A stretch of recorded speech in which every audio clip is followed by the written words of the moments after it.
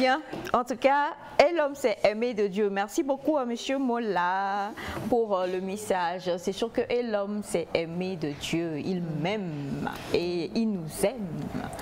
Il aime même mes chaussures. C'est peut-être elle aussi, hein, on ne sait pas. Comment elle-même, tu vois, on ne sait pas. On dit il, mais peut-être que Dieu c'est une femme, on ne sait pas. Oui, c'est vrai. Mais vu que le masculin englobe tout en général, on a mis ça comme ça. Tu aimes aussi mes chaussures? Pas que les chaussures. J'aime l'émission, j'aime le Togo, j'aime l'Afrique. Merci beaucoup. J'aime mes sœurs. Oui, non. Il ne faut pas aller loin là-bas. On n'aime pas ça. On ne faut pas rien. On est le domaine. Alors, bonjour à toi et l'homme. Bonjour Naïla. Et bienvenue sur le plateau de Nectar. Merci. Le plateau, il y a beaucoup de folie, de fou rire et on est hyper déjanté. Donc, Elom Vince est artiste engagé, rappeur. Il a toujours... il fait ces choses d'une manière assez spéciale. Voilà, il a toujours sa touche et sa marque. Mais aujourd'hui, tu n'es pas là pour parler de ta musique, mais tu es là pour nous parler d'une exposition. Voilà. Voilà, nous t'écoutons. De quoi s'agit-il concrètement? Donc merci pour l'invitation. Avec 3 femmes, en l'occurrence Barbara Amouzou Lokadi, Imachen, nom d'artiste, Ama Edo et Estelle Folly, on a mis en place une exposition à Kégué dont le titre est Travail de mémoire. Ce qui nous intéressait sur ce projet, c'est de questionner la question d'oubli, la question de la mémoire en général. Donc on a mis une exposition qui regroupe 4 axes: de la vidéo, de la photo, de la mode et aussi de la danse. Okay. Donc voilà, grosso modo c'est ça le projet, ça se passe à Kégué. D'accord. Pourquoi travail de mémoire? De quoi voulez-vous qu'on se rappelle en fait? Bah là, tout de suite sur le plateau, j'ai vu comment c'était difficile parfois de traduire quelques mots français en éveil, par exemple. Et je trouve dommage au fait que nous, parce que l'idée c'est pas de pointer les autres du doigt, nous, générations qui avons grandi à Lomé, il y a beaucoup de choses que nous perdons. Nous pensons que la vie c'est juste lire, écrire, compter, aller à l'école, avoir des diplômes, alors que nous sommes sur une terre qui a ses propres mystères. Nous vivons en Afrique qui a ses propres cultures et traditions et qui serait intéressant qu'on puisse connaître ces choses-là. Parce que moi aujourd'hui je suis père de 2 enfants. Qu'est-ce que je transmets si je ne sais pas de mon africanité par exemple? Moi mon travail principalement sur ce projet a tourné autour de ces questions-là. Je présente 2 œuvres.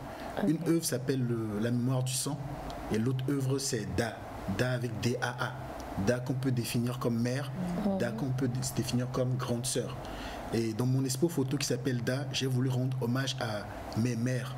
Parce qu'on est en Afrique et souvent on n'a pas une mère. Il y a peut-être la génitrice, mais il y a la tante, il y a la grand-mère, il y a des gens qui t'ont éduqué. Et j'ai voulu rendre hommage à ma grand-mère, à mes 2 mères, à mes sœurs et à leurs filles. Et dans cette expo aussi, j'ai fait parler ma grande sœur, où elle rend un hommage en audio, en piano, à ma grand-mère. Pour ce qui est de la vidéo, La mémoire du sang, c'est l'itinéraire d'une artiste togolaise qui s'appelle Vija, qu'on connaît sous le nom de Vija, mais de son vrai nom c'est Lacolé da Silveira, qui raconte son itinéraire en tant qu'artiste qui a longtemps chanté à la chorale, artiste qui a longtemps chanté dans la musique pop, mais qui face à des difficultés dans la vie, et je pense que sur ce plateau on parle des échecs et de réussite aussi, face à quelques échecs, elle a compris qu'il y avait quelque chose qui lui manquait. Elle a dû aller au village et c'est après certaines cérémonies qu'elle a pu se connaître elle-même. Donc c'est des réalités aussi que je pense qu'il y a dans nos sociétés, et je pense qu'une des meilleures manières de faire partager ces choses-là, c'est à travers l'art, à travers cette exposition. Donc moi j'ai parlé de ce que moi je présente, mais là on a vu par exemple Estelle qui passe à la télé, qui a fait une très belle exposition sur la mémoire du corps. Elle, en tant que danseuse, comment elle fait face à ces trous de mémoire, comment elle fait pour se remémorer des chorégraphies quand elle les crée. Donc on l'a filmé sur 3 jours où successivement on voyait comment elle perdait la mémoire, comment elle se rappelait, etc. Il y a Barbara qui a fait une très très belle expo photo sur sa famille, parce que quand on parle de famille, on parle d'amour, on parle aussi parfois de déchirement. Je reviens toujours à la question d'échec et de réussite, et justement le jour de vernissage on a tous pleuré ensemble parce que c'était un projet très intime, et pour nous parfois, et je vais essayer de répondre à une question qui était posée sur le plateau, comment on fait pour ne pas se limiter sur les échecs. Moi je pense que c'est l'art qui m'a permis de pas me limiter sur mes échecs. Venant d'une famille très intellectuelle, on ne concevait pas que tu fasses du sport ou de l'art. Moi, j'ai toujours dit, j'ai voulu faire ça, j'ai voulu faire ça, j'ai voulu faire ça. Et si aujourd'hui je rends hommage à mes parents, à mes mères là, c'est parce que je sais que ça a toujours fait peur de dire c'est un artiste, c'est un milieu compliqué. Et je vais finir peut-être par présenter le travail de Ama Edo. Ama Edo qui a été un peu, comment dire, la cheville ouvrière, celle qui a guidé tout le projet, qui à elle seule, ce qu'elle présente, elle présente une expo photo, de photos de passeport. Elle a quitté Lomé dans les années 90 lors des troubles et ils ont fui carrément le Togo. Et 30 ans après, elle est revenue au Togo et elle a vu en fait qu'elle a oublié tellement de choses. Donc elle expose toutes ces photos où ce que raconte l'exil aussi. C'est-à-dire quand vous quittez chez vous, quand vous voyagez de pays en pays, vous faites des photos passeport pour des documents, etc. Et elle essaie à travers à la fois une expo vidéo, photo, écrit et de croquis, de raconter comment parfois ce qu'on oublie, on l'oublie à jamais. On peut tout faire, on ne peut pas le récupérer. Exact. Donc grosso modo, j'ai parlé un peu, mais c'est pour présenter un peu le projet à tout un chacun. Peut-être pour finir, il y a la mode, parce qu'on est ici, on parle de chaussures quand vous m'enlevez. On parle de chaussures quand tu as emprunté, je ne suis pas d'accord. Non, oui. Il y a les Nyaga Kome qui sont en train de disparaître en fait. Donc sur ce projet aussi, on a invité une jeune styliste appelée Sylvie Dogo, qui reprend cette technique de Nyaga Kome mais l'actualise. Donc il y a quelques expositions de Nyaga Kome à l'ancienne, mais aussi remix, modernisé aujourd'hui pour que les gens puissent voir comment on peut aussi prendre ce qui est le passé et ne pas juste le garder comme tel, mais de l'améliorer pour faire face au présent actuellement. C'est vrai que tu en as parlé, mais quel est le but réellement visé? Est-ce que c'est qu'on se rappelle de nos cultures? Parce que ce n'est qu'une exposition temporaire. Oui. Est-ce que ce sera répété, ou qu'est-ce qui va se passer? Parce que là, on parle de culture d'avant et on parle d'aujourd'hui, l'oubli et tout. Quel est le but réellement visé? À qui s'adresse cette exposition? Je pense que cette expo s'adresse à tout le monde. Parce que c'est une expo qui est à la fois intime et qui est à la fois aussi ouverte à tout le monde. Quand je parle d'intime, moi, quand je vais aller voir mes parents, par exemple, pour dire je veux exposer vos photos publiquement, ça part de l'intime. Et j'ai vu toutes les réflexions qui ont eu lieu le jour du vernissage. Et certaines qui m'ont dit, je me rends compte que je n'ai pas de photo avec ma mère, je me rends compte que je n'ai pas de photo de ma grand-mère, etc. Comment on peut se souvenir si on ne mémorise pas les choses? Oui. Donc déjà, je pense qu'à titre individuel, ça nous questionne nous tous sur le rapport que nous avons avec les gens que nous aimons. C'est quoi la dernière fois on a pris un téléphone pour appeler quelqu'un qu'on aime, qu'on a pris du temps avec quelqu'un qu'on aime? Donc il y a ça déjà, ce côté qu'on aimerait travailler chez les gens. Il y a des enfants qui sont nés de couples divorcés par exemple, et c'est des poids que ces enfants ont portés depuis l'enfance et que même à l'âge adulte, c'est toujours difficile de descendre. Donc c'est aussi une manière de faire face à ces peurs. On n'a pas d'échec, parce que des fois les enfants divorcés, je connais beaucoup d'amis dans ce cas, ils se considèrent comme des fruits des échecs parce que ils devraient être des fruits d'amour en fait. Qu'est-ce qui a fait que... Et souvent des fois ils se disent c'est leur, ils culpabilisent, etc. Ça permet déjà à titre individuel de faire face à ces choses-là. Maintenant à titre du patrimoine, moi je suis quelqu'un qui prône beaucoup le vaudou, qui prône beaucoup nos cultures ancestrales. Je trouve que dans toutes les cultures, il y a du bon, il y a du mauvais. Et c'est dangereux de juste prendre le tout et de les jeter. Qui sommes-nous? Nous sommes ici parce que nos ancêtres étaient là avant nous. Nos parents étaient là avant nous. Et donc je trouve que dans chaque culture, ce qui fait la force de chaque culture, c'est ce qu'elle a de plus profond en elle-même. Tu vois, moi je me rappelle qu'à l'époque, il y avait une émission qui passait à la TVT, Yo Yo Yo Somadia. Et quand on commençait ça, là, je disais, il faut éteindre la télé. Tradition présent. Je pense qu'on ne le fait plus aujourd'hui. Tu vois, mais ces émissions, on doit les ressortir. Quand, par exemple, on fait Akpema, on fait Eval, etc. Parfois, on éteint la télé parce que pour nous, ça nous fatiguait. Alors que c'est la culture des gens, à Bobozan, etc. Donc, moi, c'est quand j'ai commencé à sortir de l'Afrique, à aller voir d'autres peuples, et quand on me demandait, chez vous là, qu'est-ce que vous faites en fait? C'est là que tu peux pas répondre. Parce qu'au final, ton identité, c'est quoi? Tu vois, et moi mon travail en fait c'est à un moment de nous tendre un miroir à nous tous, et c'est le deuxième but de nous dire, si on se regarde nous-mêmes, si on enlève tous les maquillages, si on enlève tout ça, les chaussures, tout ça, qui sommes-nous au plus profond? Il est traumatisé. Qui sommes nous au plus profond de nous-mêmes, tu vois? Qu'est-ce qu'on doit préserver dans nos cultures? Exact. Et ça aussi, c'est une manière de nous inviter, que chacun rentre chez lui à la maison. Quand on dit chez lui à la maison, moi, ma grand-mère m'a appris beaucoup de choses. C'est pas forcément, quand je parle de chez lui à la maison, le village, c'est pas forcément traverser les kilomètres. Tu vas rentrer à la maison, tu vas demander à ton père, mon nom signifie quoi? Aujourd'hui, la question des noms, par exemple. Les gens disent, je m'appelle Chantal, je m'appelle... ok, Chantal veut dire quoi? Je sais pas.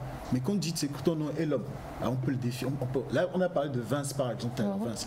Moi, j'ai demandé ça à mon père. J'ai dit, mais Vince, ça veut dire quoi? Il m'a expliqué que c'est Venceslas, c'est un grand chrétien, il a fait la croisade dans l'Europe de l'Est. Bon, on m'a mis, mais quand c'est mon nom, on m'appelle Vince à la maison. Donc moi, j'ai voulu juste prendre mes vrais noms en tant qu'artiste, quoi. Et l'homme qui a sur mon passeport est Vince. Mais aujourd'hui, si un nom qui me représente, c'est Elom Kossi, parce qu'on dit Kossi, on sait directement c'est un garçon du dimanche. Tu vois, quand tu entends nous ma présente, tu sais qu'il ne faut pas blaguer avec lui. Quoi. À ne pas croiser en pleine nuit, quoi. Exactement. C'est ça. Et l'exposition a déjà commencé? C'est ça. Ça a commencé le 3 juin, 3 juillet, et ça finit le 31 juillet. Mais la question aussi que tu as posée, c'est que chaque samedi, il y a des activités qu'on va faire. Oui. Donc demain, par exemple, il y a un atelier d'initiation sur le Nyagakome. C'est sur inscription à cause de la Covid et tout, 20 personnes maximum. Donc on a une page Facebook, on a une page Instagram. Vous allez sur ces pages-là, si vous êtes intéressé par ces techniques de couture, on va inviter des anciens qui peuvent transmettre, voilà. Donc chaque samedi, il y aura quelque chose. Et moi, le dernier samedi, on ne sait pas si on va le caler sur le 24 ou le 31 finalement. Moi, j'ai envie de faire un petit showcase aussi avec la collée, projecteur documentaire, inviter des sages du village pour qu'on puisse aussi parler de ces choses-là. Parce que tant qu'on n'aura pas d'espace où on parle de nos cultures, on sera culturé. Parce que ce n'est pas l'école telle qu'elle est actuellement qui va nous enseigner ces choses-là. D'accord. Donc, l'exposition se tient où, si on veut y aller? Ça se tient à Kégué, Kélégogon plus précisément. C'est pas loin de l'échangeur. Mais là encore, aujourd'hui, on est à l'ère du numérique. J'invite encore les gens qui nous suivent actuellement d'aller sur Internet, sur la page Travail de mémoire sur Facebook. Il y a carrément la géolocalisation. Donc, vous tapez dès que vous arrivez là-bas. Bon, si vous êtes fatigué d'être dessus, arrivez juste au niveau de l'échangeur et lancez votre application. C'est à peine 3 minutes de là-bas.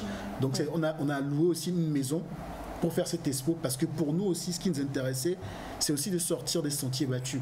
C'est-à-dire ne pas forcément aller à l'Institut français, ne pas aller au Goethe Institut, pas qu'on a quelque chose contre ces centres-là. On a travaillé là-bas, moi je travaille avec eux, mais je pense qu'il est important qu'on commence à intégrer que si on n'a pas encore de centre culturel togolais, si on n'a pas encore de centre culturel africain, il faut qu'à titre individuel, nous puissions même créer des espaces où nous diffuserons ce que nous avons envie de diffuser. Et c'est ce qui explique aussi qu'on n'a pas voulu aussi rester dans le centre-ville.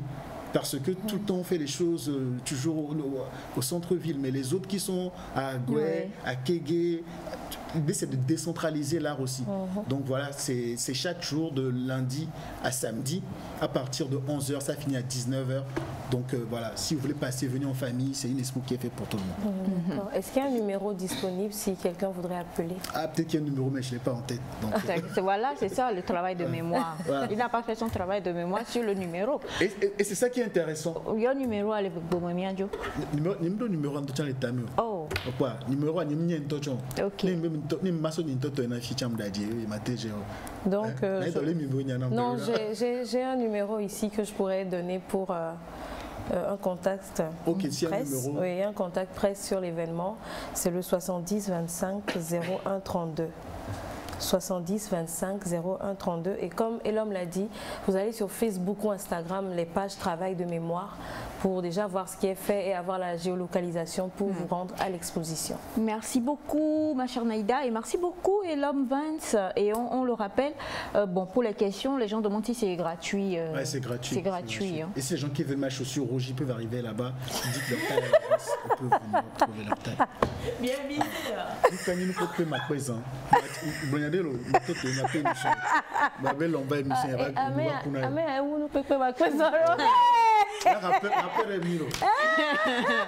non, ik ben à mous bodo comme ma bojo men. Problème lui. Alors, grâce à un travail de mémoire, moi j'ai appris l'histoire de Kégué, par exemple, pour savoir que Kégué, en fait, c'était le nom de la dame chez laquelle tous les voyageurs se retrouvaient, venaient manger, et ensuite on dit on se retrouve chez Kégué, et c'est devenu Kégué aujourd'hui. Et donc, c'est sûr que nous devons tous faire un travail de mémoire, comme l'a si bien expliqué Elom Vince, sur nos vies, ne serait-ce que connaître la jeunesse de notre famille, on dit quoi, on fait ci, on fait ça, c'est très important et ça nous permet, quand tu sais d'où tu sors là, tu comprends mieux où tu vas. Voilà. Et juste travail de mémoire, n'oublie pas que les chaussures là, c'est à moi. Pas de souci. Il fallait que je te le dise. Donc, vu que tu aimes la nature, tu es totalement, vraiment, je sais que tu repartiras nu-pied, ça ne te fera absolument rien. J'ai des chaussettes, donc... Tu as des chaussettes? D'accord. Donc, José a les donner. Merci, Papa Cathy. Voilà, les chaussures rouges là, si vous voyez, et l'homme Vince avec ça encore, comprenez qu'il n'a pas fait un travail de mémoire. Parce qu'il a pas volé, mais il a emprunté mes chaussures et depuis il fait son pharo dedans dans le travail de mémoire là. Et nous, Kenya, mais toi, c'est la meilleure.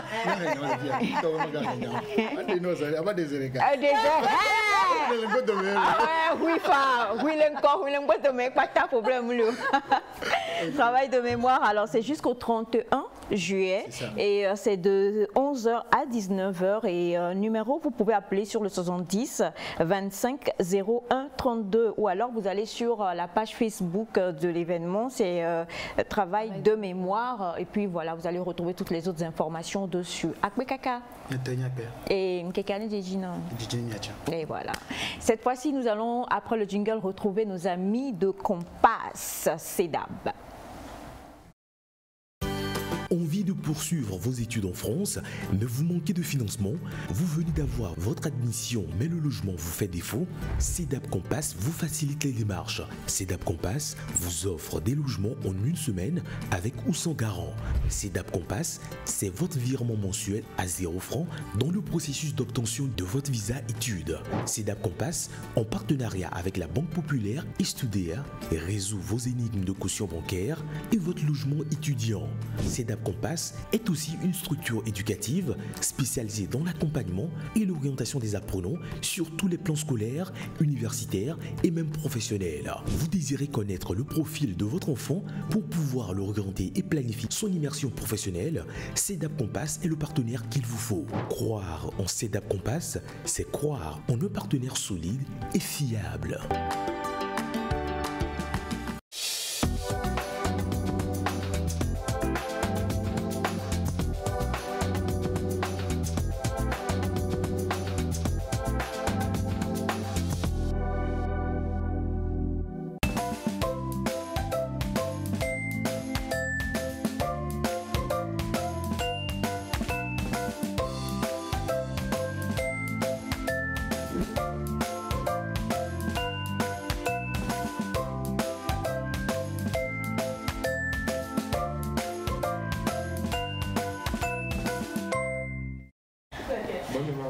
Oui, j'ai une très bonne mémoire visuelle. Vous vous êtes rasé, pourquoi? Vous n'auriez pas dû vous raser, ça vous allait mieux la barbe, ça vous faisiez un peu plus mature, plus beau. Madame a voulu que vous vous rasiez, c'est ça?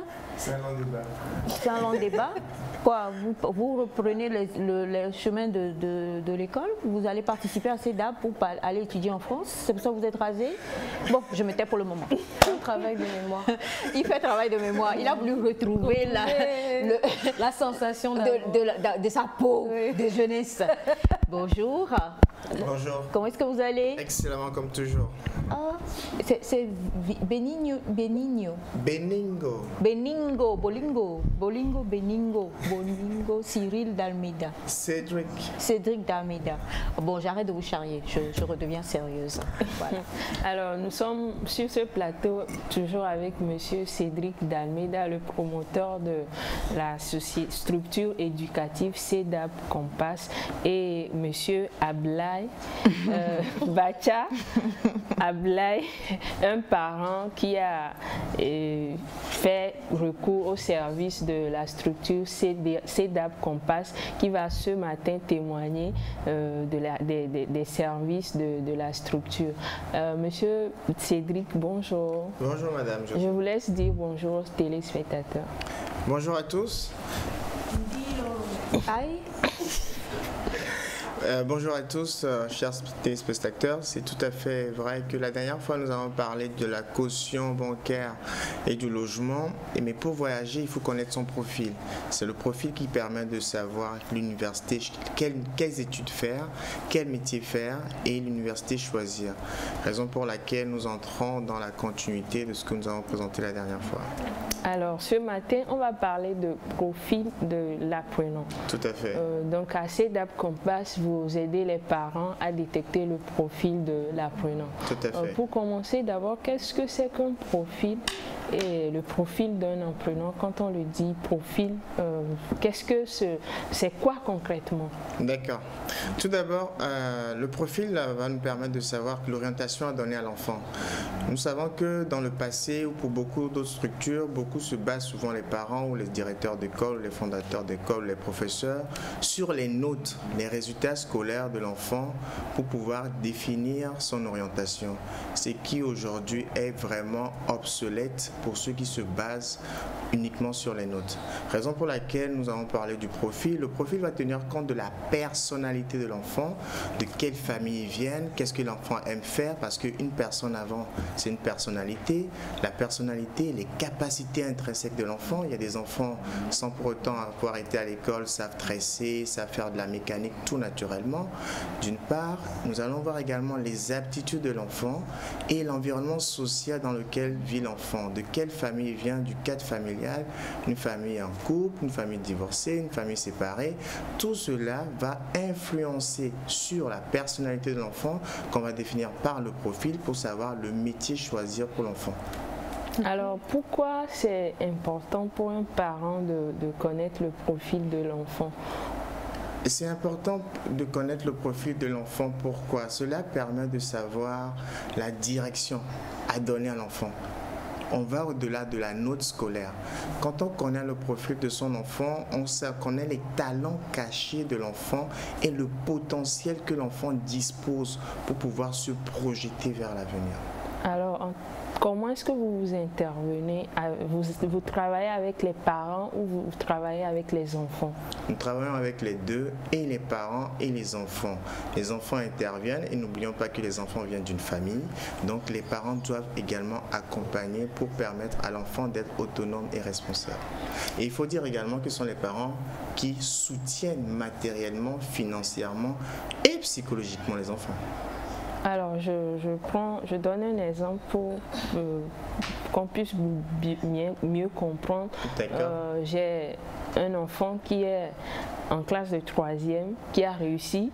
Peut-être qu'il a les notes, ses fortes notes sont beaucoup plus en maths, physique. Et moi, en tant que parent, directement, je me dis non, qu'il doit faire la série scientifique. Or, peut-être que c'est pas vraiment ce que l'enfant veut.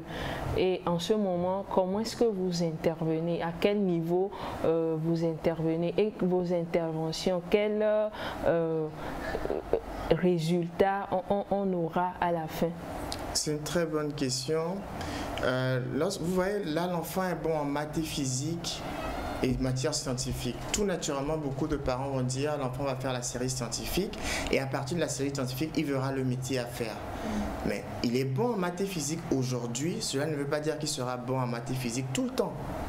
Donc nous, à travers nos tests psychotechniques, l'entretien avec l'enfant, nous allons voir au-delà de ces notes, qu'est-ce que l'enfant a comme potentiel. Et à ce moment, nous pourrons même dire à l'enfant, au lieu de faire la série scientifique, il va faire tel métier, et pour faire ce métier, il faut faire telle série. Donc c'est comme ça que nous procédons avec une séance de tests psychotechniques et pour le parent qui doit savoir comment il accompagne son enfant, et pour l'apprenant, et après tenir d'une séance avec les deux pour pouvoir définir d'un commun accord. Ok, nous sommes ce matin avec un parent, Monsieur Ablaye, qu'on va laisser se présenter et aussi nous dire comment est-ce que CEDAP l'a accompagné dans l'orientation de son enfant. Ok, merci. Je pense que je suis déjà présente. Hein. Je m'appelle Ablaye Bataille, je suis parent d'élève. Donc, oui, je confirme ce que Cédric est en train de dire, parce que j'ai vécu ça avec mon enfant. Donc je pense que j'ai connu Compass il y a 2 ans. à travers d'autres parents d'élèves quand mon enfant avait des difficultés à l'école scolaire. Donc on m'a mis en contact pour voir des solutions. Donc quand je l'ai rencontré il y a 2 ans, il a fait des tests d'évaluation, exactement comme il l'a dit, pour moi, ma femme et mes enfants. Donc il y avait 2 enfants. Et à partir de là, dans ces résultats, il était sorti que l'enfant déjà était mal orienté. Donc moi, je rêvais toujours d'avoir des enfants ingénieurs scientifiques. Et j'ai mobilisé toutes mes ressources pour ça. Mais c'est déjà dans les tests révélé que mon enfant était beaucoup plus économiste, géopolitique, question art, culture et comme ça. Et effectivement, ça nous a permis de faire un peu rétrospective de la vie de l'enfant depuis. Et puis on s'est rendu compte qu'effectivement on avait oublié beaucoup de choses, que c'était un enfant déjà très tôt était capable de dessiner tout ce qu'il voyait, c'était clair. Et que ses notes, effectivement, en économie n'étaient jamais faibles. Donc, c'était une confirmation que parfois, on n'a pas le suivi. Et l'outil de Compass nous permet au moins de regarder un peu voilà, de qui vous avez en face. Et à partir de là-bas, l'enfant devait reprendre la classe de seconde. La Compass a dit non, il a les potentiels, il est assez intelligent, c'est qu'il a été juste mal orienté. On l'a réorienté. 2 ans après, il a son bac. Aujourd'hui, il a son bac. Donc c'était et ça va plus loin, parce que ça va plus loin les tests de Compass. Non seulement on sait quel métier il doit faire demain, donc on sait, par rapport à ses talents qui étaient cachés qu'on ne voyait pas. Aujourd'hui, donc on a choisi déjà depuis longtemps son école, la formation qu'il doit faire, donc tout est clair dans sa tête. Et on s'est rendu compte que l'enfant se retrouvait maintenant, on commençait à parler le même langage entre parents et lui, parce qu'il s'est senti qu'on commence à le comprendre. Et je vais vous dire quelque chose encore beaucoup plus intéressant dans cette évaluation. Même moi, je me suis retrouvé pour savoir ce que j'ai à faire moi-même en tant que parent. Déjà. Voilà. Et changer de plus en plus, à changer mon orientation, parce qu'à partir des tests, on a aussi décelé certaines choses que les parents peut-être ne pouvaient pas savoir. Hein. Moi, j'étais, comme vous le connaissez, j'étais dans le commercial. Et puis, je ne savais pas que j'étais bien en mentoring, à tout ce qui est coaching et consorts. Donc, vous voyez un peu le contact avec, a un peu changé le train de l'histoire de ma vie de famille et consorts. C'est pour ça que j'ai gardé la relation jusqu'à présent, parce que j'ai d'autres enfants sur lesquels je dois confier.